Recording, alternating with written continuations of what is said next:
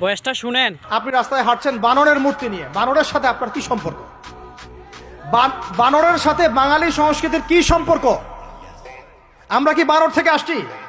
তাহলে বানরের মূর্তি আমি হাটে নিয়ে হাঁটবো কেন? একটা প্রজন্মকে আল্লাহ বানর বানিয়ে দিয়েছিলেন, কোরআনে দলিল আছে।